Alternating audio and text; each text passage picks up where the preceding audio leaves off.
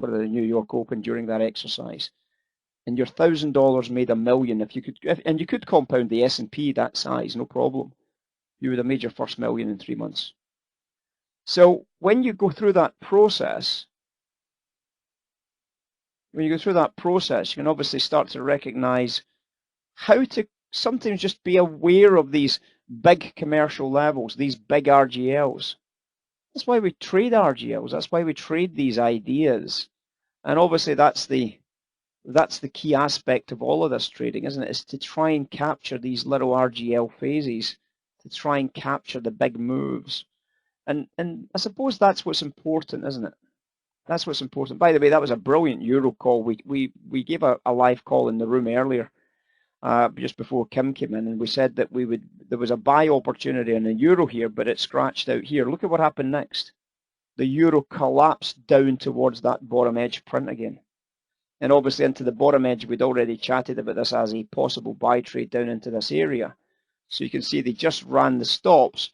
But again, the big volume was significant and it gave you a buy side pop. But again, you've just been scratched. And that's okay. Scratching trades is part of the game, guys. Scratching trades into these areas is just part and parcel of what you're going to be doing as a trader. It's just one of the things that happens. It's one of the things that happens. So we're watching obviously the offers just now, and we're watching for any bids showing up, because this could be a bottom edge forming in here. So this could be quite interesting, obviously, if we can kind of game some liquidity down into this area here. So this is something that I'm watching. Now, obviously, the pension funds are coming in sell side just now, so just got to be a little bit careful about buying too soon. But I quite like this story. I quite like the story. We talked about a spread trade this morning. I was giving a few guys a few heads up on this. Spread trade. We called it live in the room, and this is what happened to the spread. It was a buy trade, and you can see what's happened to that spread. It's had a very, very, very substantial upside through that whole phase of 3 buy opportunities, and we've had a very, very nice trade. And I said to the guys, you're passive on your S&P shorts, and sure enough, the S&P is driven higher. So you can understand the passive S&P short trade is an amazing way to deal. You just put your S&P shorts at higher prices. You're taking a bit of a gamble, because obviously until your S&P gets filled, you're in and out, right? But that's okay. You know, 95 out of 100 occasions you'll get filled on your passive S&P trades, and you'll get a far, far, far, far better spread trade outcome, more than you can see on this screen, that's for sure. More than you can see on the screen there in front of you. So it's been good so far today. We came in this morning with an interesting background to inflation, because what's happened this morning, of course, you would have been aware that last night's 30-year bond auction was bullish. That's obviously suggesting lower inflation. If you're getting a bullish 30-year bond auction, lower interest rates, lower inflation. And then we had inflation numbers today from China and from Switzerland. We had PPI numbers in Switzerland, and we had inflation CPI numbers and PPI numbers from China. The interesting thing was they both missed, which is really, really interesting, because we had that bond buyer in last night's bond auction. They actually both missed. So that fitted in perfectly with that storyline of a bullish bond auction, even at higher prices. And guess what happened? If you recall, yesterday we did a classroom on drawing in the key levels. At the London Open, we were trading at those key levels. We were already at those prices at the London Open. And obviously, if we're at those prices at the London Open, we're in some pretty good locations to start bidding back in. Now, at this stage, remember, we now know the Swiss numbers. They got a 0.2% PPI number against a prior of 0.7 and a forecast of 0.9. And the Chinese CPI numbers, which were forecast to come in at 0.9 as well, came in at 0.7. So when you're looking at your PPI and your CPIs from the overnight session and this morning session, they both missed expectations. And yet, as a bond trader, we had the same bond auction price as yesterday. You just had to be buying bonds then, didn't you?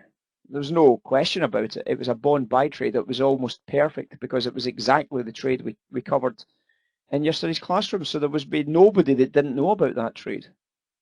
I was hoping I was going to come into a lot of people going, great classroom, but nope, not a single peep from anybody about it, that they'd made a fortune off that classroom from yesterday, which is a pity, because it makes you pissed off as a teacher that nobody's really understanding it enough to see the quality that we're showing in this classroom session.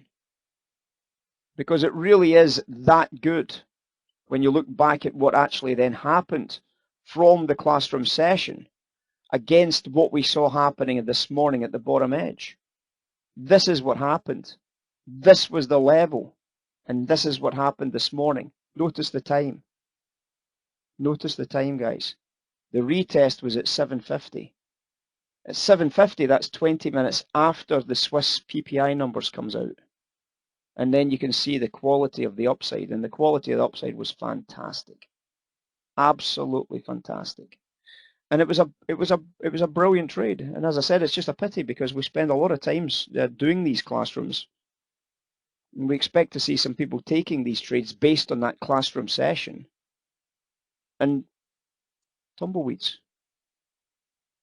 So either it means I can't get the point across, or you're simply not paying any attention to it. It's got to be one or t'other. You know, so it might be my fault. Maybe nobody's understanding why we do classrooms. But I think if you're here to learn stuff and we do a classroom on it, and the very next day this exact trade sets up, I expect to see a dozen people on that trade. I expect to see a dozen on the trade. And obviously based on that, where's the dozen people? Where are they? I don't get it. I don't get it. So welcome in, guys. I hope you're all good. Data this afternoon, PPI, core PPI numbers, so more inflation numbers this afternoon, guys, at 1:30. So we've only got 15 minutes until they come out, so I'm sitting on the sidelines waiting. Again, their forecast is slightly softer this time round. The prior US PPI number was 0.7, the forecast is 0.5, core 0.6, forecast at 0.5. Unemployment claims also forecast to be a little bit lower, 315,000 unemployment claims. So some bullish, some bearish forecasts. Otherwise, we've got to remember also that the crude oil inventories numbers is due out this afternoon at 4 o'clock, not 3:30. The gas numbers at 3:30, crude oil at 4 o'clock today because of the US holiday on Monday, of course. So get your positions tidied up ahead of these PPI numbers. They are important. They are inflation.